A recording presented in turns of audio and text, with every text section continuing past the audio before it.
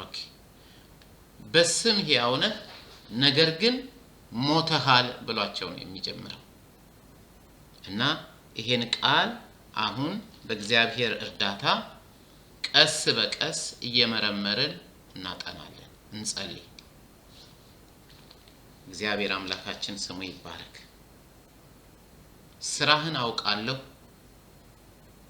በስም ሕያው ነህ ነገር ግን ሞተሃል ራዕይ ምዕራፍ 3 ቁጥር 1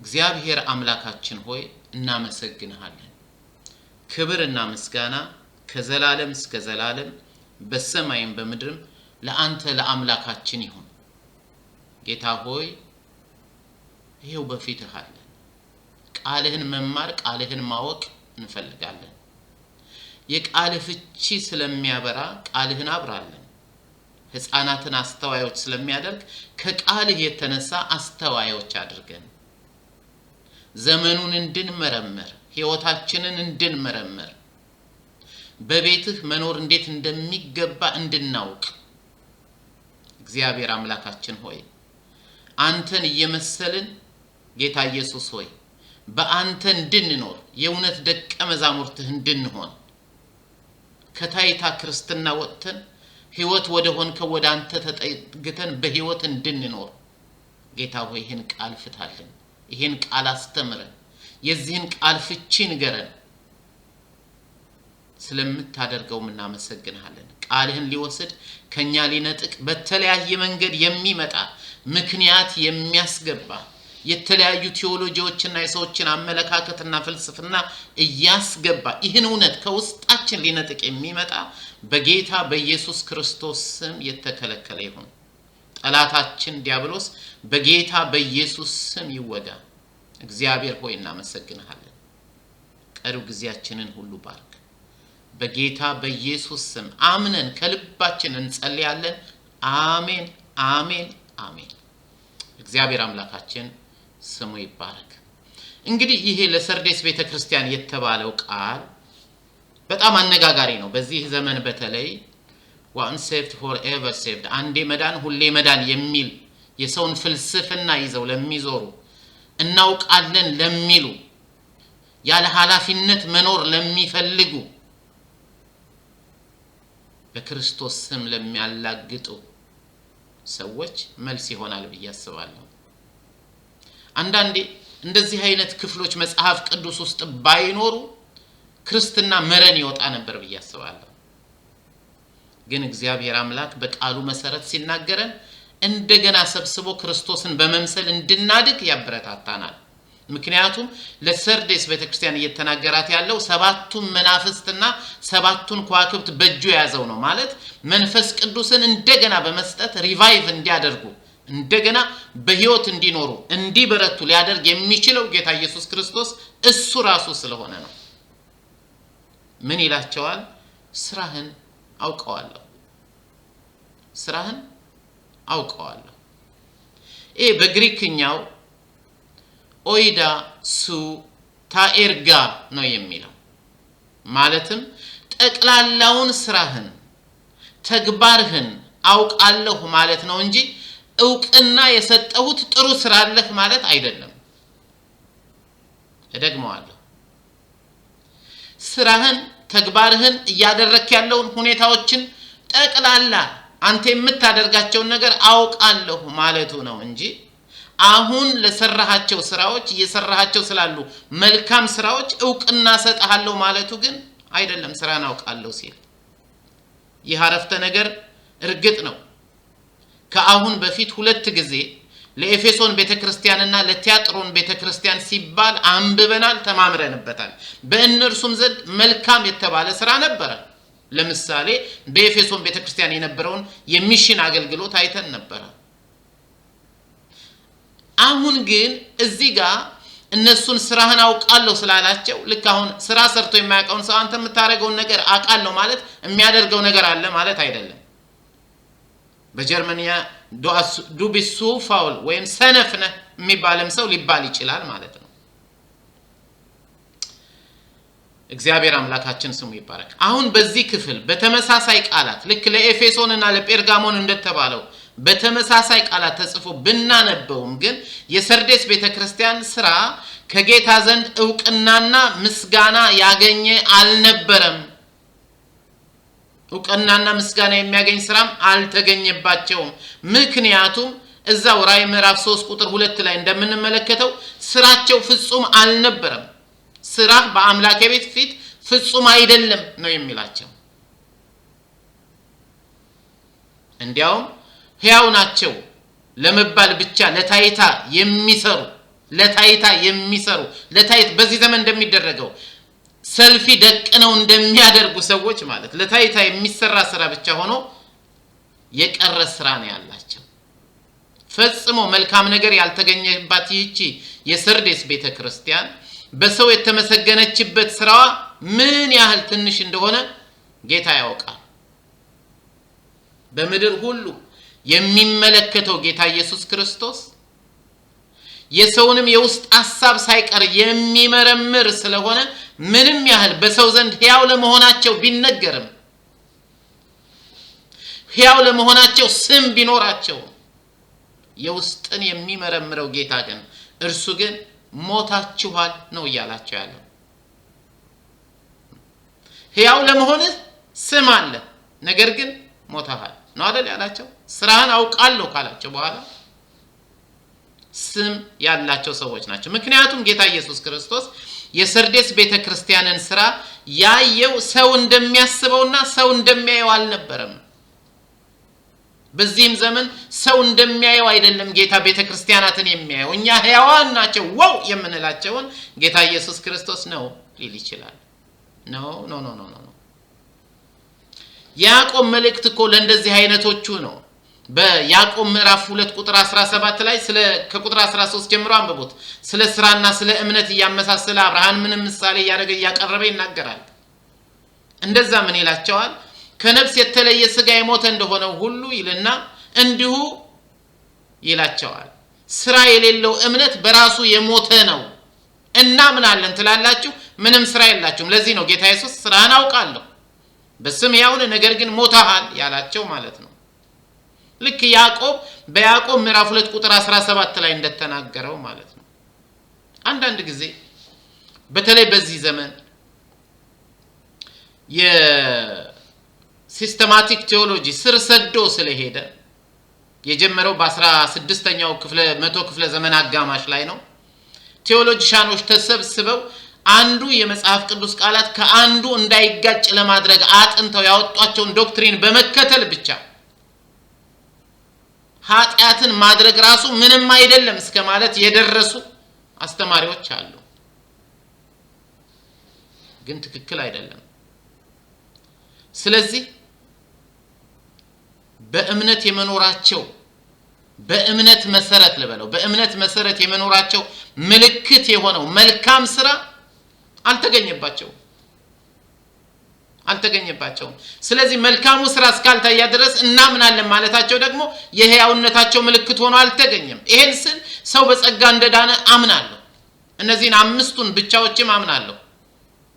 በጸጋ ብቻ፣ እምነት ብቻ አይደል? እነዚህ ፕሮቴስታንት እምነት የተመሰረተባቸው ማለት ነው። ቃሉ ብቻ፣ እምነት ብቻ፣ ጸጋ ብቻ፣ ክርስቶስ ብቻና ለእግዚአብሔር ክብር ብቻ የሚባሉት ማለት ነው። በእነሱ እኔ በጣም አምናለሁ። ግን እምነት ብቻ ተብሏልና ስራ አያስፈልግም ከሚሉት አይደለሁም። ከእምነት የሚነሳ ስራ መኖር አለበት የሚል ሰው ነኝ። እምነትና ስራን በተመለከተ ወረድ ብለን መመልከታችን ስለማይቀር ልለፈው። ግን ከእምነት የሚነሳ መታዘዝ በቅዱሳን ዘንድ መኖር አለበት። ሐዋርያው ዮሐንስ እኮ ሲናገር ማነው አንደኛ ዮሐንስ ምዕራፍ 2 ላይ አይደል? ማንም እንዳይመካ በስራ አይደለም። እንዲያውም ላንብበው ወገኖቼ፣ እንደዚህ ይላል። በጌታ ስም አነባዋለሁኝ። ምዕራፍ 2 ከቁጥር 8 ጀምሬ ላንብበው።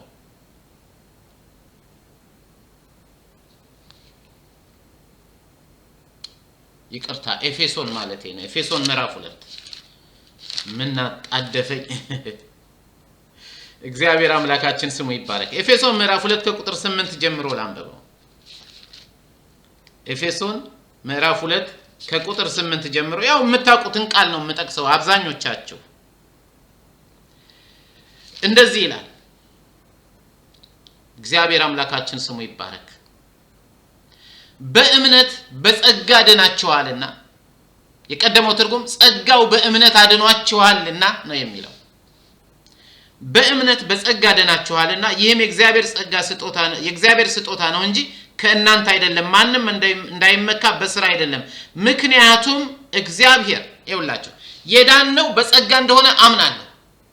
ስላመንን በጸጋ ድነናል። በጸጋ የዳነው ግን መልካምን ስራ ለመስራት ነው። ከዛው ቁጥር 10 ላይ እንዲያውም ላንብበው ሙሉውን ቁጥር 8 ልጀምርና ስሙ በደንብ።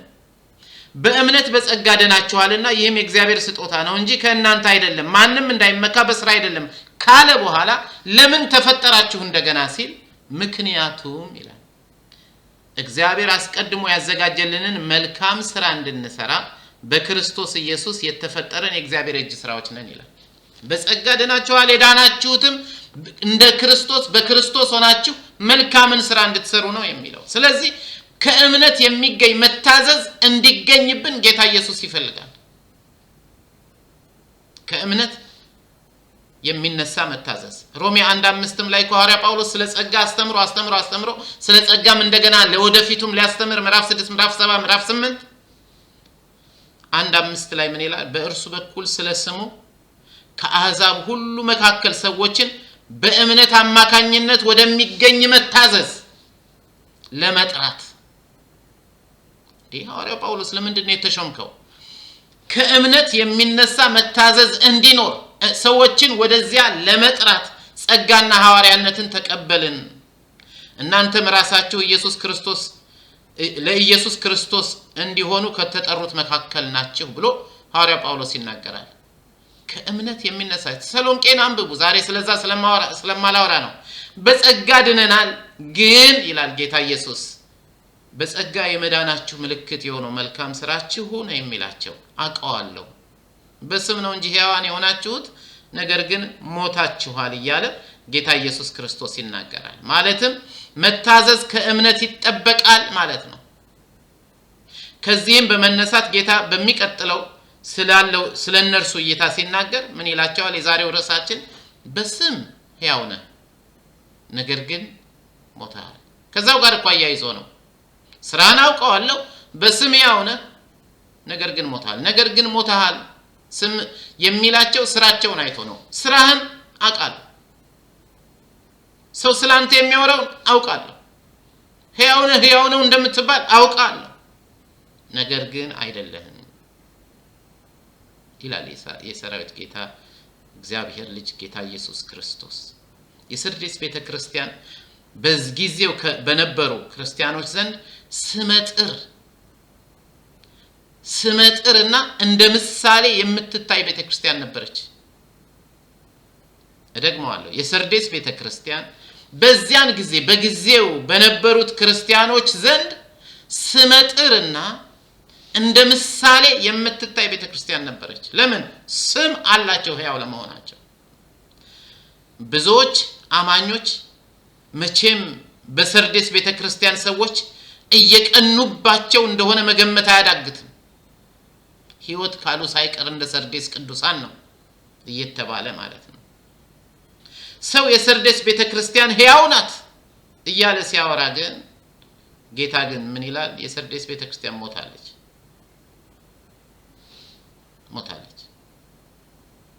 ሰው ሁሉ እንዴት ያለች በኃይል የተሞላች ሕያው የሆነች ቤተክርስቲያን ናት እያለ ሲያወራ እርሷ ግን ሞታለች። ወይንም ወረድ እያለ እንደምንመለከተው ገና ነፍሱ እንዳልወጣ ሰው ማለት በኮማ እንዳለ ሰው እየሞተች ነው ብንለው ይሻላል። ምክንያቱም እንደገና ሕይወት ትዘራለች፣ ያውም መንፈሳዊ ሞት። በስም ሕያው ነህ ነገር ግን ሞተሃል ማለቱ በክርስቶስ መንፈስ ሕያው እንደሆናችሁ ይወራል። ስለናንተ የሚወራው ሕያዋን እንደሆናችሁ ነው። የሚያወራው ስለ መንፈሳዊ ህይወታቸው ነው፣ ስለ ስጋዊ ህይወታቸው አይደለም። በስጋዊ ህይወታቸውማ ስላሉ አሁን እያናገራቸው ነው። መንፈሳዊ ህይወታቸው ህያው እንደሆነ እየተወራ ነው። በስም ህያው ነው ያላቸው። የሞተው የተማሩትና የሚከተሉትም መንፈሳዊ ስነ መለኮት ወይም የተማሩት የክርስቶስ እውነት አይደለም። የሞተው የተማሩትና የሚከተሉት የስነ መለኮት ትምህርታቸውም እንዳልሆነ ቁጥር 3 ላይ ስንደርስ እንመለከተዋለን። የእነርሱ ችግር ለተማሩት ትምህርት መታዘዝ አለመቻላቸው ነው። ምክንያቱም ንቃ ቀድሞ የተማርከውን እያለ ይቀጥላል። የእነሱ ችግር ለተማሩት እውነት ለተማሩት ትምህርት ለመታዘዝ አለመቻላቸው ነው። በቁጥር 4 ላይ ስንመለከት ደግሞ ገና ልብሳቸውን ያላሳደፉ ምሳሌ የሚሆኑ ጥቂት ክርስቲያኖችን በእነርሱ ዘንድ እንደነበሩ እናያለን። ጥቂት ክርስቲያኖች፣ ሌሎቹ ግን በሙሉ ሕያዋን ናቸው እየተባለ በሕይወት አይደሉም። ሰው ግን ውጫዊ ማንነታቸውን ብቻ ስለሆነ የሚመለከተው መሞታቸውን አይደለም የሚረዳው። እንዲያውም ሕያዋን መሆናቸውን እየመሰከረ ነው ሰው። ስለዚህ ሰው ስለ እነርሱ የተረዳውና የሚናገረው እውነተኛ ማንነታቸውን የሚገልጥ አይደለም ማለት ነው። በዚህ ዘመንም ብዙ የሚቀናባቸው ቤተክርስቲያኖች አሉ። ሕያዋን ለመሆናቸው ሲዘምሩ፣ ሲጨፍሩ፣ ስለነሱ ሲነገር፣ ዝናቸው ሲወጣ አንተ የእግዚአብሔር ቃል አንተ የምተኛ ንቃ ብቻ አይደለም የሚለው። ማንም የቆመ ቢመስለው እንዳይወድቅ ይጠንቀቅም የሚል ጌታ ነው።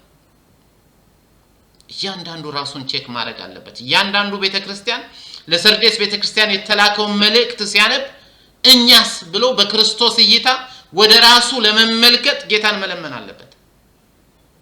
ይህ ራእይ መልእክት በጉባኤው ሲነበብ፣ ይሄው ዮሐንስ የጻፈላቸው መልእክት በጉባኤያቸው ሲነበብ ሲሰሙ የሰርዴስ ቅዱሳን ጌታ ኢየሱስ ምን ሊላቸው እንደፈለገ ይገባቸዋል። እነርሱን እንደ ምሳሌ ለሚመለከቷቸው ሌሎች ሰዎች ግን እጅግ አስደንጋጭ መልእክት ነው። እነሱም እንዲህ ተባሉ፣ እኛ እኮ እንደ ሕያዋን ነው የምናያቸው፣ እነሱ እኮ የሚያስቀኑ ናቸው። ምክንያቱም ስም አላቸው ሕያዋን እንደሆኑ። እንዴት ግን እነሱ ሞተዋል ይባላል? እንዴት?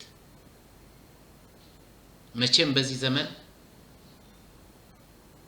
ይሄ አንዴ መዳን ሁሌ መዳን በሚል ፍልስፍና ለሚያምኑ ሰዎች ይህ መልእክት ትልቅ መልስ ይሰጣቸዋል ብዬ አስባለሁ። ዎችማኒ ካም ሎርድ ጂሰስ የሚል መጽሐፍ ጽፈዋል፣ በራእይ መጽሐፍ ላይ ተመስርተው። በዚያ መጽሐፋቸው ላይ እኔ ጋር ባለው የተለያየ ሳይዝ ያለው ስላለ እኔ ጋር ያለው ፔጅ 38 ላይ ምን ይላል መሰላችሁ? በኤፌሶን የተመለከትነው ይላሉ ከፍቅር ያልሆነ ስራ ነው። ምክንያቱም ስራን አውቃለሁ ብሎ መልካም ነገራቸውን ዘርዝሯል በኤፌሶን። በሰርዴስ ግን ምንም የሚዘረዘር ነገር የለም። በስም ሕያውነ ነገር ግን ሞተሃል ነው። ለኤፌሶን ግን የተባለው አስገራሚ ነው። ብዙ እኮ መልካም ነገር 7 መልካም ነገራቸውን በኤፌሶን የነበሩት ቅዱሳን የተባለላቸውን አንብበናል። ወደ ዎችማኒ ንግግር መለሳለሁኝ። እንደዚህ ነው የሚለው ለኤፌሶን የተጻፈው አይደል?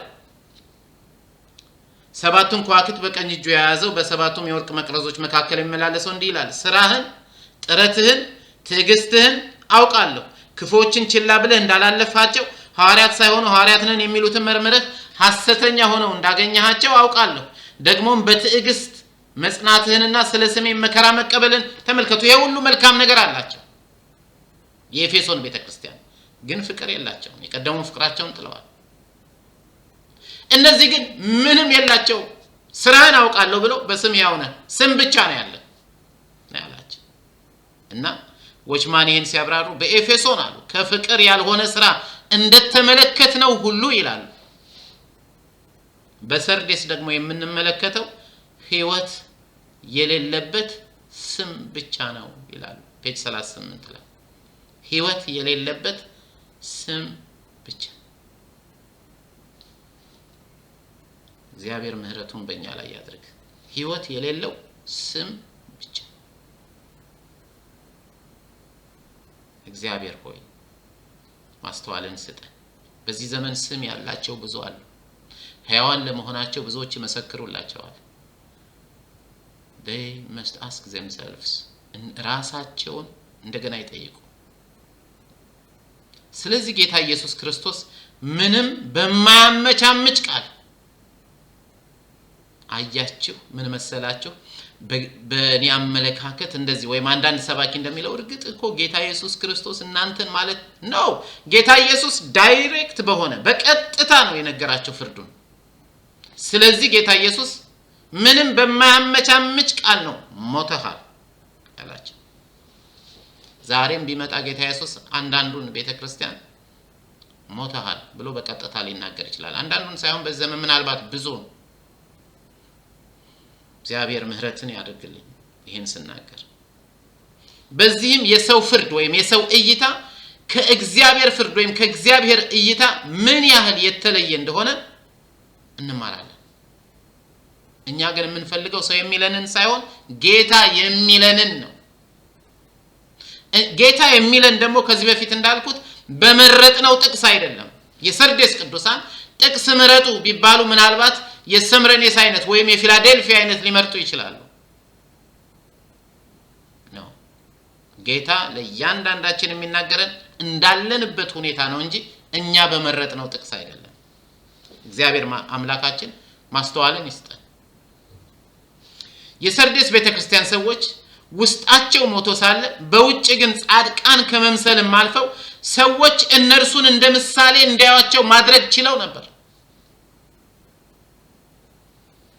አንዳንዶች ምክርም ሊጠይቋቸው ይችላሉ። እንግዲህ የሰርዴስ ቤተክርስቲያን ሰዎች ክርስቶስን ከመምሰል ይልቅ ክርስቶስን ማስመሰል ነበር የተያያዙት ማለት ነው። ክርስቶስን ከመምሰል ይልቅ ደግመዋለሁ ክርስቶስን ማስመሰልና ሰዎችን ማታለል ችለው ነበር ማለት ነው። እኔ ክርስቶስን ነው የምመስለው ወይስ ክርስቶስን እያስመሰልኩ ነው ያለሁት ብዬ ራሴ ልጠይቅ ይገባል። ምን እኔ ብቻ አንተም አንቺም እናንተም ሁላችንም የማስመሰል ህይወት የነበረበት ቤተክርስቲያን ነው። ያው ለመሆን ስም አለ፣ ነገር ግን ሞታል ይላል ቀደመው ትርጉም የ1956 ይሄኛው አዲሱ መደበኛ ትርጉም ነው። በስም ያው ነህ ነገር ግን ሞታል። ይሄን የሚለው ጌታ ነው። ይሄን የሚለው የአዲስ ኪዳን መጽሐፍ ነው። እኔ ከየትም ፈጥሬ አላመጣሁትም። በአንድ ወቅት በትክክለኛው መንገድ በክርስቶስ ካላቸው እምነትና አገልግሎት የተነሳ የተሰሎንቄ ቤተክርስቲያን ምእመናን ለመቄዶንያና ለአካያ ሰዎች መልካም ምሳሌ ነበሩ። ይሄንም ሐዋርያው ጳውሎስ መስክሮላቸዋል። ሕዝብ ሁሉ እየመሰከረላችሁ ነው ብሏቸዋል። የተሰሎንቄው ግን ሪሊ እንደተመሰከረላቸው አይነት ሰዎች ነበሩ። አንደኛ ተሰሎንቄ ያለውን ቃል አንብበው። አንደኛ ተሰሎንቄ ምዕራፍ 1 ቁጥር 6 እናንተ እኛንና ጌታን መስላችኋል ነው የሚላቸው ሐዋርያ ጳውሎስ። የመሰከረ ነው። ምንም እንኳን ብርቱ መከራ ቢደርስባችሁም ቃሉን በመንፈስ ቅዱስ ደስታ ተቀብላችኋል። ከዚህም የተነሳ በመቄዶንያና በአካያ ለሚገኙ ምእመናን መልካም ምሳሌ ሆናችኋል። የጌታ ቃል ከናንተ ወጥቶ በመቄዶንያና በአካያ በመሰማቱ ብቻ ሳይሆን ነው የሚላቸው በእግዚአብሔር ያላችሁ እምነት በሁሉ ቦታ ታውቋል። ተመልከቱ፣ እነዚህም ሕያዋን ይባላሉ የሰርዴሶችም ተሰሎንቄዎችን ግን ሐዋርያ ጳውሎስ እየመሰከረላቸው ነው። በሁሉ ቦታ ታውቋል። ስለዚህ እኛ በዚህ ጉዳይ ላይ ምንም መናገር አያስፈልገንም። በቀደመው ትርጉም ላይ ምንም መናገር እስከማያስፈልገን ድረስ ነው የሚለው የነሱ መልካምነት አሕዛብ ሰምተዋል። በእንዴት ያለ አቀባበል እንደተቀበላቸውና ሕያዋንና እውነተኛ የሆነውን አምላክ ለማገልገል ከጣዖት ወደ እግዚአብሔር እንዴት ዘወር እንዳላችሁ እየተወራ ነው። እንዴት እንደተመለሳችሁ እነርሱ ራሳቸው ይናገራሉ። ደግሞም ከሙታን ያስነሳውን ከሰማይ የሚመጣውን ልጁን ማለት ክርስቶስን ከሚመጣው ቁጣ የሚያድነንን ኢየሱስን እንዴት እንደምትጠብቁ ይናገራሉ። እንዴት አይነት ምስክርነት ነው! ለእናንተ ቤተክርስቲያን ሰዎች እንዲህ ቢመሰክሩላችሁ? ለሰርዴስም እየተመሰከረላት ነው ሕያው ለመሆኗ ሰማላት። ለተሰሎንቄም እየተመሰከረላት ነው ሕያው ስለመሆኗም እየተነገረላት ነው። የነዚህ ግን በተግባር የተገለጠ ነው የተሰሎንቄ። ከዚህ እንደምንመለከተው የተሰሎንቄ ቅዱሳን ጌታን መምሰላቸው፣ አገልጋዮቻቸውና ጳውሎስን መምሰላቸው፣ በመከራ ውስጥ ሆነው ቃሉን በደስታ መቀበላቸው፣ በመቄዶንያና በአካያ ወንጌልን ማስፋፋታቸው፣ በእግዚአብሔር ላይ ያላቸው እምነት፣ እንግዳ ተቀባይነታቸው፣ እውነተኛውን አምላክ ለማገልገል ከጣዖት አምልኮ ፈጽሞ መራቃቸውንና የጌታን ምጽአት በጉጉት የሚጠባበቁ መሆናቸው ተጽፎላቸዋል። የነዚህ የሰሩት ስራ ግልጽ ነው። ስራህን አውቃለሁ በስም ያውነ ነገር ግን ሞታል እንደተባሉት ሳይሆን የተሰሎንቄ ክርስቲያኖች ስራቸው ይታወቃል። የነዚህኛዎቹ ግን እንደዛ አይደለም። አሕዛብ እየመሰከሩ ነው፣ ቅዱሳን እየመሰከሩ ነው። ጳውሎስ ራሱ ለተሰሎንቄ ቅዱሳን እየመሰከረላቸው ነው። የሰርዴስ ቤተክርስቲያን ሰዎች ግን ከዚህ በጣም ተቃራኒ ነው። ስራቸው እንኳን በእግዚአብሔር ፊት ፍጹም ያልሆነ ቁጥር 3 ላይ እንደተጻፈው ልብሳቸው ያደፈ፣ በዚያን ጊዜ ልብሱ ያደፈ የሚለው በዝሙት ለረከሱ ሰዎች የሚነገር ነው።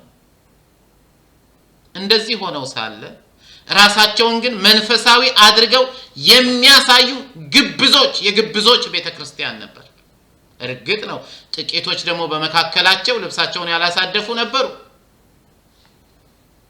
የሰርዴስ ቤተክርስቲያን ምዕመናን ትክክለኛ ምሳሌ ሊሆኑ የሚችሉት የፈሪሳውያን ኑሮና ስራ ነበር እንጂ እንደ ተሰሎንቄ ክርስቲያኖች አይደሉም። እንደ ፈሪሳውያን ነበሩ ብንል አነሳሳትም። ምክንያቱም የፈሪሳውያን ህይወት በውስጡ የሞተ ሰው አስቀምጦ ላዩ ግን በሮራ እንደተለሰነ መቃብር እንደነበር ጌታ ኢየሱስ ተናግሯል። ማቴዎስ 23 ላይ ቁጥር 27 እና 28ን ስታነቡ እናንተ ግብዞች የኦሪት ህግ መምህራን ፈሪሳውያን ውጫቸው በኖራ ተለስነው የሚያምሩ ውስጣቸው ግን በሙታን አጽምና በብዙ ርኩሰት የተሞላ መቃብሮችን ስለምትመስሉ ወዮላችሁ። ይሄን ነው የሚመስሉት። ሞተሃል የተባሉት የሞተ ነገር ውስጣቸው ተሸክመው ውጫቸውን አሳምረው ምስክርነታቸውን አሳምረው አስመስለው የሚኖሩ የግብዞች ቤተክርስቲያን ነበር ሰርዴስ። ቁጥር 28 ላይ እንዳው ምን ይላል? እናንተም በውጭ ለሰዎች ጻድቃን ትመስላላችሁ፣ ውስጣችሁ ግን በግብዝነትና በክፋት የተሞላ ነው። ይሄን ያለው ጌታ ነው። ውስጣቸው እንደዛ ሆኖ ሳለ ውጫቸውን ግን ዋው! የዚህ ዘመን ክርስቲያን ፕሊስ እንንቃ፣ ልንነቃ ያስፈልጋል። የሚነገረው የተለያየ ቴዎሎጂ አይነት እኛን በክርስቶስን እየመሰልን ከመለወጥ የሚያስቀረን ከሆነ ከኛ ይራቅ። ደቀ መዝሙር ዋና ተስፋውና ሊሆን የሚገባው ጌታውን እየመሰለ ለመኖር መትጋት ነው። ደቀ መዝሙር ማለት ምን ማለት ነው? ጌታውን ለመምሰል የሚማር ማለት ነው። ባጭር አነጋገር ማለት ነው። እግዚአብሔር አምላካችን ስሙ ይባረክ። አሁንም በሰርዴስ ቤተክርስቲያን የነበሩት ሰዎች የውስጥ መንፈሳዊ ማንነታቸውና ለሰው የሚታየው ውጫዊ ማንነታቸው ፈጽሞ የማይገናኝ ሰዎች ነበሩ። ይሄ እኮ የተጻፈው በአዲስ ኪዳን መጽሐፋችን ላይ ነው። ምንም ልናሰማምረው አንችልም። ሰው በህይወት ያለ የሞተ ሊባል ይችላል እንዴ? ኦፍ ኮርስ ጌታ ኢየሱስ ክርስቶስ ሉቃስ 9 ላይ ሄዳችሁ አንብቡ። አስቀድሜ ሄጄ ቤተሰቦችን ቀብሬ ልመለስ ብሎ ጌታ ኢየሱስን የጠየቀው ደቀ መዝሙር ሙታንን እንዲቀብሩ ለሙታን ተዋቸው ነበር ያለው። እንግዲህ ቤተክርስቲያን ውስጥ በቅዱሳን ህብራት መካከል ሆኖ በመንፈስ መሞት እንዳለ አሁን በመንማረው በዚህ ክፍል ልናስተውል ይገባል። አንድ ጊዜ ሐዋርያው ጳውሎስ ለጢሞቴዎስ ሲመክረው ባልቴቶችን እንዲመዘግብ መከረው። የባልቴቶች እድሜ ምን መሆን እንዳለበት፣ ባልቴቶች እንዴት መመላለስ እንዳለባቸው እየጸለዩ የሰዎችን እግር እያጠቡ እየተጉ መኖር እንዳለባቸው ከመከረው በኋላ እዛው ቤተክርስቲያን ውስጥ ያሉ ግን ቅምጥሎች ነበሩ። ጢሞቴዎስ 5 ላይ አንደኛ ጢሞቴዎስ ምዕራፍ 5 ከ5 እስከ 6 አንብቡት። በእርግጥ መበለት የሆነችው ብቻዋን የምትኖር ተስፋዋን በእግዚአብሔር ላይ ታደርጋለች፣ ለጸሎትና የእግዚአብሔርን እርዳታ ለመለመን ሌሊትና ቀን ትተጋለች ካለ በኋላ ቁጥር 6 ላይ ግን ምድራዊ ደስታን የምትሻዋ መበለት ይላል። ወይም ምንድነው የሚለው? የቀደመው የ1956 ትርጉም ቅምጥሊቱ ነው የሚለው። በህይወት ሳለች በህይወት ብትኖርም የሞተች ናት ይላል። ቤተክርስቲያን ውስጥ ተቀምጣ ማለት ነው። ሰርዴሶች በክርስትና ስም የተሸፈነ የስም መንፈሳዊነት ነው እንጂ ያላቸው እውነተኛ መንፈሳዊነት አልነበራቸውም። የስም መንፈሳውያን ሆይ በጌታ ፍቅር አሳስባችኋለሁ፣ በትህትና እለምናችኋለሁ። የስም ክርስትና በክርስቶስ ዘንድ የተጠላ ግብዝነት ነው። ጌታ ቢረዳን ጸጋውን ቢያበዛልን ለሰርዴስ ራሱን ሲያስተዋውቅ ሰባቱን የእግዚአብሔር መናፍስትና ሰባቱን ከዋክብት በእጁ የያዘው እንዲህ ይላል ያለው እንዲህ ይላችኋል። ሰባቱን መናፍስት የእግዚአብሔር መናፍስት በእጁ ይዟልና በመንፈስ ቅዱስ እንደገና ሪቫይቭ እንድታደርጉ ሊረዳችሁ ይችላል። ግን አንድ ነገር ወቁ፣ በግብዝነት እየኖራችሁ እንደሆነ ወቁ። ክርስቶስን መምሰልና ክርስቶስን ማስመሰል የተለያዩ ነገሮች ናቸው። ለዚህ እኮ ነው ሁለተኛ ጢሞቴዎስ 3:5 ላይ ነው አይደል? የሃይማኖት መልክ አላቸው ኃይሉን ግን ክደዋል የሚላቸው። እግዚአብሔር ከዚህ ይጠብቀን። ሃይማኖታዊ መልክ አላቸው ኃይሉን ግን ክደዋል፣ ከነዚህ ደግሞ ራቅ ይላል። ዛሬ ግን እንዲህ አይነት ምእመን ብቻ አይደለም ያለን፣ እንዲህ አይነት አገልጋይ ነን የሚሉ ስመጥር እንዲያውም ስለ ሕያውነታቸው ስለ ታላቅ አገልጋይነታቸው እንዲነገርላቸው የሚፈልጉ ግን ውስጣቸው በነውር የተሞላ ለፍርድ አይደለም የምናገረው፣ ጌታ እንደሚናገረው በቀጥታ ልናገር ስለፈለኩ ነው። እግዚአብሔር ለኔ ምህረቱን ያብዛልኝ ጸጋውንም ያብዛልኝ። ግን እንደ እግዚአብሔር ፈቃድ ሳትኖሩ በድፍረት የእግዚአብሔርን ሕዝብ በስም ሕያዋን ሆናችሁ በግብዝነት የምትመላለሱ ካላችሁ በጌታ ፍቅር እለምናችኋለሁ፣ ወደ ክርስቶስ ተመለሱ፣ እርሱ ሕይወትን ይሰጣችኋል። ይህ በቅዱሳን መካከል ያለውን ሁኔታ ስንመለከት እንግዲህ ልክ እንደ ከተማዋ ሰዎች በሰርዴስ የነበሩትን ቅዱሳን ሁኔታ ስንመለከት ልክ በከተማዋ የነበሩት ሰዎች አህዛብ ያስቡ እንደነበሩት እያሰቡ እንደሆነ እንረዳለን።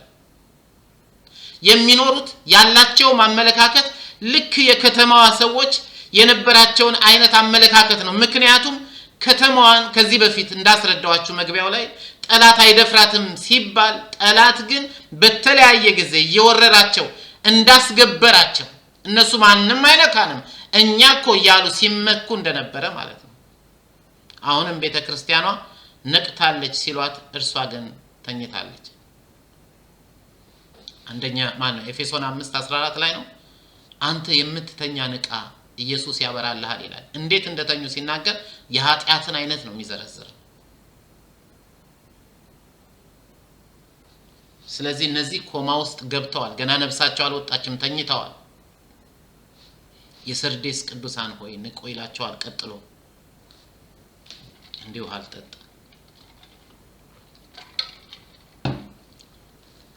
እግዚአብሔር ማስተዋልን ይስጥ። አሁንም ቤተክርስቲያኗ ነቅታለች ሲሏት ተኝታለች፣ ሕያው ነች ሲሏት ሞታለች። ከተማዋ አይበገሬ ናት እየተባለች ባላት ስም የምትኩራራ እንደነበረችው ሁሉ የሰርዴስ ከተማ ቅዱሳን ደግሞ ሕያው ናቸው እየተባለ ስለነርሱ በሚወራው ወሬ ስለተሰጣቸው ስም እያሰላሰሉ በዚህ ታውረው ነበር ማለት ነው።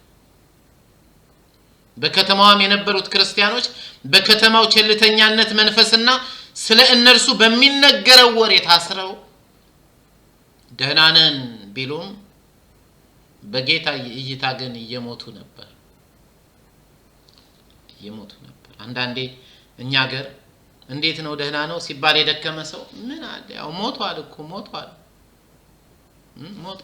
እንዳው ነፍሱ አልወጣችም እንጂ እንደሚባለው እንደዛ ደረጃ ላይ ደርሰዋል እነዚህ ሰዎች። ለዚህ ነው ጌታ ሞታል ቢላቸውም ገና ነፍሳቸው እንዳልወጣ ነገር ነው የሆኑት። ሞቶ የነበረው ህዝብ እንደገና የሚድነው ከዚህ ሊሞቱ ከተቃረቡበት መንፈሳዊ ሞት ሊያድናቸው የሚችለው ሰባቱን የእግዚአብሔር መናፍስት የያዘው የናዝሬቱ ኢየሱስ ብቻ ነው።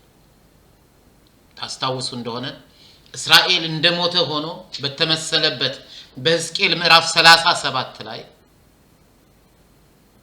ያ ሁሉ የሚታየው አጽም ሕዝቅኤል የሚያየው አጽም የእስራኤል ህዝብ ሰራዊት ሆኖ እስኪቆም ድረስ እስራኤልን ነው። አሁንም ጌታ ቤተክርስቲያኗን ሰርዴስን እንደዛ ያያት ነው።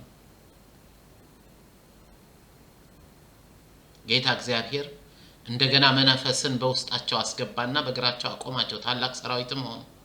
እንዳውም እዛ ምዕራፍ 37 ላይ ያለውን ላንብብላችሁ። ምዕራፍ 37 ቁጥር 5 10 እና 14 ጌታ እግዚአብሔር ለነዚህ አጥንቶች እንዲህ ይላል፣ እስትንፋስ አገባባቸዋለሁ እናንተም በሕይወት ትኖራላችሁ። ምንድነው? የእግዚአብሔር መንፈስ ማለት። ቁጥር 10 ላይ ስለዚህ እንዳዘዘኝ ትንቢት ተናገርኩ፣ እስትንፋስም ገባባቸው፣ ሕያዋንም ሆኑ፣ እጅግም ታላቅ ሰራዊት ሆኖ በእግራቸው ቆሙ። ቁጥር 14 መንፈሴን በውስጣቸው አስቀምጣለሁ፣ መንፈሴን በውስጣቸው አስቀምጣለሁ እናንተም በሕይወት ትኖራላችሁ። ዛሬም ለሰርዴሶች ሰባቱን የእግዚአብሔር መናፍስት የያዘው የናዝሬቱ ኢየሱስ እንደገና ቆመው ሊያያቸው ይፈልጋል። ልክ በሕዝቅኤል 37 ስለ እስራኤል እንደተባለው የእስራኤል ህዝብ እኮ በስጋ የዛን ጊዜ ነበረ፣ ግን እንደ እግዚአብሔር ፈቃድ እየኖሩ ስላልነበሩ በራእይ የታየው እንደተበታተነ አጽም ሆነው ነበር፣ እንደሞተ ሰው። ጌታ ግን በመንፈስ ቅዱስ ሕይወት ዘራባቸው። አሁንም ለሰርዴስ ቤተክርስቲያን እንደዛ ያላቸው ነው። የእስራኤል ቤት እንደሞቱ ሆነው አጥንቱ እንደተበታተነ እንኳን በነበረበት ጊዜ እንደገና ሰራዊት ሆነው እንዲቆሙ ነፍስ የዘራባቸው የእግዚአብሔር መንፈስ ዛሬም ብዙዎችን የደከምነውን ቤተክርስቲያኖች እንደገና ሪቫይቭ ሊያደርገን ይፈልጋል። በአንዳንድ ሰዎች ሶሻል ሚዲያ ላይ በሚረጩት ተራ ወሬ ተወስደን በዚያ ስንከራከር እኛም እንደ ፈሪሳውያን እየሆነ ነው። በቅርቡ ስለ ልሳን የነበረውን ጭቅጭቅና ክርክር አይቻለሁ። በእውነት ያሳፍራል። ይሄ ታዋቂነት መንፈስ በጣም ሰዎችን ስለወሰዳቸው እርስ በርሳቸው በሚያረጉት ክርክር ቤተክርስቲያንን እንደገና ለስድብና ለነቀፋ አብቅተዋታል። I'm sorry to say that። ይሄን መናገር አለብኝ። እኔ የተሻልኩ ነኝ እያልኩ አይደለም። መጽሐፍ ቅዱሳችን ጭምትነት የሚለውን ቃል አብዝቶ ይናገራል። በትምህርታችን ሁሉ እንድንገልጠው ጭምት ማለት ልከኛና ዝግ ያለ ማለት ነው። ዘገምተኛ ማለት ግን አይደለም። ዛሬ ግን ሁሉም ተናጋሪ ሆነና የሚሰማ ጠፋ።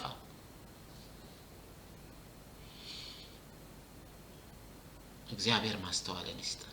አሁንም ወደ ሰርዴስ ቤተክርስቲያን ላሉት ወደ መንፈሳዊ ሞት ለተጠጉትና በሙታን መካከል የተኙትን እንደገና ከሙታን መቀስቀስ እንደገና ከሙታን መካከል እነሱን ማስነሳት የሚችለው መንፈስ ቅዱስ ብቻ ነው። ለዚህ ነው ራሱን ሲያስተዋውቃቸው ሰባቱን የእግዚአብሔር መናፍስትና ሰባቱን ከዋክብት በእጁ የያዘ ነው እንዲህ የሚላቸው ያላቸው። እግዚአብሔር ይመስገን። ምክንያቱም በእግዚአብሔር ፊት እንደ ሰርዴስ ቤተክርስቲያን ሙታን የተባሉትም ተስፋ አላቸው። ዛሬ ጌታ ሳያችሁ ራሳችሁን ያመጻደቃችሁ ቢሆንም ግን ውስጣችሁ በትክክለኛ መንፈሳዊ መንገድ ላይ እንዳልሆናችሁ የሚነግራችሁ ሰዎች እግዚአብሔር አምላክ እንደገና ሊያቆማችሁ ሕያው ሊያረጋችሁ መንፈሱን ሊሰጣችሁ በመንፈስ ሊያነቃችሁ ይፈልጋል። ለዚህ ተዘጋጁ። እግዚአብሔር አምላካችን ስሙ ይባረክ። እነዚህ ሰዎች ግን እንዴት ወደዚህ መንፈሳዊ ሞት መጡ? ማንም በክርስቶስ ቢሆን አዲስ ሕይወት ያለው አዲስ ፍጥረት መሆኑ በእግዚአብሔር ቃል ላይ ተጽፏል። ብዙ ጊዜም ይነገራል፣ እኛም እናምናለን ይሄን።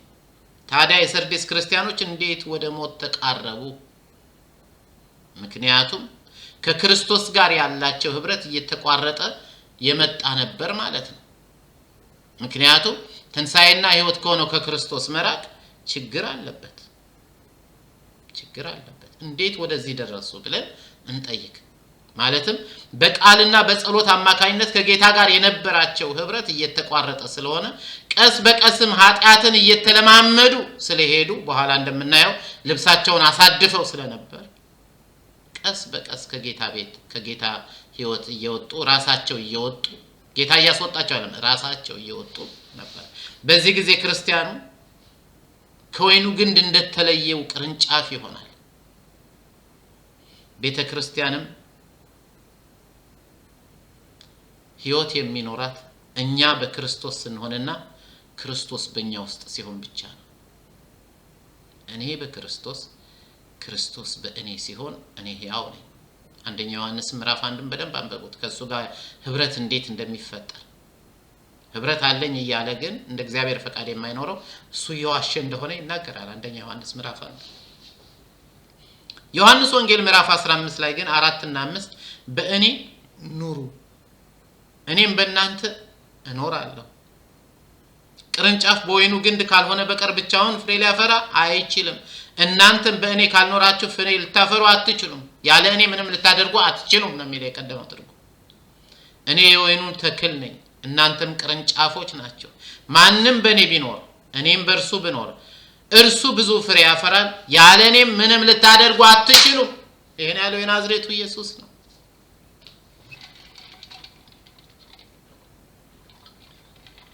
መንፈሳዊ ሞት ማለት እንግዲህ ከጌታ መለየት ማለት ነው። ከጌታ እየተለዩ ዓለምን እየተለማመዱ መሄድ ማለት ነው። መንፈሳዊ ሞት ማለት በተለያየ ምክንያት የእግዚአብሔር መንፈስ የሆነው መንፈስ ቅዱስን በውስጣችን ወደ አለመኖር እስኪመጣ ድረስ እየራቀን መሄድ ማለት ነው። ጌታ መንፈስ ነው ተብሎ እንደተጻፈ በሁለተኛ ቆሮንቶስ 3:17 ከክርስቶስም መራቅ ነው። የክርስቶስ ሕይወት በእኛ ውስጥ እስካለ ድረስ ሕያዋን ነን። ከጌታ ሕይወት በመራቅ ወደ ርኩሰት ከቀረብን ግን ወደ ሞት እየተጠጋን በመሆኑ ምክንያት ልንጠነቀቅ ይገባል። ይህን መገንዘብ አለብን። ስለዚህ ለቤዛ ቀን የታተምንበትን መንፈስ ሳናሳዝን መኖር ይገባናል። ውስጣችን ዓለምን በመውደድና በሌላ ነገር ከተሞላ ግን ራሳችንን ከጌታ ሕይወት እያራቀን አይደል? ያዕቆብ ምዕራፍ 4 ላይ ስለ መንፈስ ቅዱስ ከመናገሩ በፊት ነው። በነገራችን ላይ ያዕቆብ ስለ መንፈስ ቅዱስ የሚናገር አይመስልንም። ያዕቆብ ምዕራፍ 4 ላይ ቁጥር 4 እና 5ን ስታነቡ አመንዝሮች ሆይ ይላል። የጻፈላቸው ከ12ቱ የእስራኤል ነገድ ጌታን ለተቀበሉ ቅዱሳን ነው። በእነሱ በቤተ ክርስቲያን ውስጥ የሚደረገውን ነው እየነቀፈ ያለው። ምን ይላቸው? አመንዝሮች ሆይ ከዓለም ጋር ወዳጅነት ከእግዚአብሔር ጋር ጠላትነት መሆኑን አታውቁምን? የቀደመው ትርጉም ዓለምን መውደድ ከእግዚአብሔር ጋር ጥል እንደሆነ አታውቁምን ነው የሚለው። በመደበኛው ትርጉም ምንድነው የሚለው? ከዓለም ጋር ወዳጅነት ከእግዚአብሔር ጋር ጠላትነት መሆኑን አታውቁምን? ስለዚህ የዓለም ወዳጅ መሆን የሚፈልግ ሁሉ የእግዚአብሔር ምን ሆኗል? ጠላት ሆኗል። what ይሄ አዲስ ኪዳን ውስጥ አለ። ኦፍ ኮርስ አለ። ቅድም እንዳልኳችሁ ሲስተማቲክ ቴዎሎጂ በ16ኛው መቶ ክፍለ ዘመን አጋማሽ ላይ መጥቶ ሁሉን ለማስማማት ካረገው ጥረት ጋር የመጡ አዳዲስ የተፈጠሩ ትምህርቶች ናቸው ኃጢአትን እያቃለሉት ያሉት እንጂ ኃጢአት አደገኛ በሽታ ነው። እግዚአብሔር እኔንም ይጠብቀኝ፣ ጸጋውንም ያብዛልኝ፣ ምህረቱም ይብዛልኝ። ቁጥር 5 ላይ ምን ይላል? ወይስ በውስጣችን ያሳደ እንዲያው ሙሉን ላንብበው 4 እና 5 አመንዝሮች ሆይ ከዓለም ጋር ወዳጅነት ከእግዚአብሔር ጋር ጠላትነት መሆኑን አታውቁምን? ስለዚህ የዓለም ወዳጅ መሆን የሚፈልግ ሁሉ የእግዚአብሔር ጠላት ሆኗል። ወይስ በውስጣችን ያሳደረው መንፈስ ጌታን ስንቀበል የገባብን ሕይወት አብስቶ ይቀናል በማለት መጽሐፍ የተናገረው በከንቱ ይመስላችኋልን? ይላል። በውስጣችን የገባው ሕይወት ጽድቅን አምጣ፣ መልካም ነገር አድርግ እያለ በጣም መልካም ነገርን ሲመኝ እኛ ግን በአይምሮአችን በልባችንም ስንፍና ወደ ሌላ ምኞት ከገባን ከእግዚአብሔር ጋር ልንጣላ እንችላለን። ስለዚህ ለቤዛ ቀን የታተምንበትን በውስጣችን የሚኖረውን ሕይወት የተቀበልንበትን የእግዚአብሔር መንፈስ ማሳዘን ተገቢ ስላልሆነ እንደ እግዚአብሔር ፈቃድ በመኖር ከእግዚአብሔር ጋር ያለንን ህብረት እንደገና ልናጠናክር ይገባል። ለዚህም ነው ስለዚህ ንቃ ይላቸዋል። ቀጥሎ ሊሞት የተቃረበውን ቀደም ብያቸዋለሁ፣ ገና ነፍሱ እንዳልበጣ ሰው ነው ብያለሁ። ሊሞት የተቃረበውንና የቀረውን ነገር አጽና፣ ስራህም በአምላክ ፊት ፍጹም ሆኖ አላገኘሁትም ብሎ ጌታ ኢየሱስ ክርስቶስ የሚቀጥለው ቁጥር 2 ላይ ይናገራል። የዛሬው ርዕሳችን ግን በስም ሕያው ነህ ነገር ግን ሞተሃል የሚለው ነው። እነዚህ በስም ሕያው ነህ ነገር ግን ሞተሃል የተባሉት እንደገና ሊነቁ ይገባል።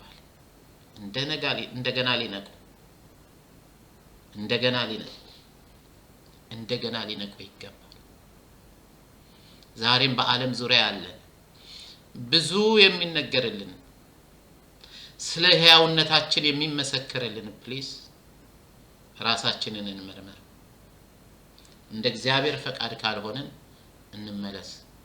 ዓለምን ወደው ግን ለገቢ ሲሉ የሚያገለግሉት ደግሞ be careful፣ ተጠንቀቁ። እግዚአብሔር በዚህ ውስጥ ማስተዋልን ይስጠን።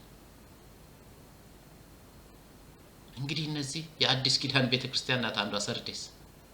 ስራህን አውቃለሁ በስም ሕያው ነህ ነገር ግን ሞተሃል የተባለችው ከሰባቱ አንዷ ናት። ምንም መልካም ነገር ያልተገኘባት ግን ሰው ሁሉ ስለሷ መልካም የሚናገርላት፣ ስሟ በሕያውነቷ የታወቀ፣ እሷ ግን ኮማ የገባና ሊሞት የደረሰ ሕይወት ያለው ሰው የምትመስል በጌታ ዘንድ። እግዚአብሔር ማስተዋልን ይስጠን። ነገ ወይም በሚቀጥለው ሳምንት ጌታ ቢፈቅድ ስለዚህ ንቃ፣ ሊሞት የተቃረበውንና የቀረውን ነገር አጽና የሚለውን እናያለን። ጌታ ሆይ እናመሰግናለን። በዓለም ዙሪያ ያለነው ሁላችንን እንደገና ወደ ራሳችን ማየት እንዲሆንልን ይህች የሰርዴስ ቤተክርስቲያን መልእክት የላክላት የአዲስ ኪዳን መልእክት እንደሆነ እንድናውቅ እኛም ራሳችንን እንድንመረምር ጌታ ሆይ እባክህ ማስተዋልን ስጠን። ያንተን አዲስ እይታ እንደገና ፍጠርልን። አንተን ከመላመድ የተነሳ ወደ ዓለም ይህን ዓለማዊ ነገር የምንለማመደውን ጌታ ሆይ መልሰን ወደዚያ የሚገፋን የኃጢአት አስተማሪ ሆኖ ሰይጣን በኢየሱስ ስም ከቅዱሳን ዘንድ ይወገድ። ስለምታረግልን መልካም ነገር ተባረክ። በጌታ በኢየሱስ ክርስቶስ ስም አሜን። እንግዲህ ያሬድ አሰፋ ይመር በሚለው ሄዳችሁ የ135ኛ ትምህርቴ ነው። ያሬድ አሰፋ ይመር ብላችሁ ትምህርቶቼን ታገኛላችሁ። ሰብስክራይብ በማድረግ ላይክ በማድረግ ከወደዳችሁት አስተያየት ካላችሁም ኮሜንት ሴክሽኑ ላይ በመጻፍ አገልግሎቴን እንድትደግፉ በጌታ ፍቅር አሳስባችኋለሁ። ተባረኩ። እስከሚቀጥለው ጊዜ በሰላም ያገናኘን።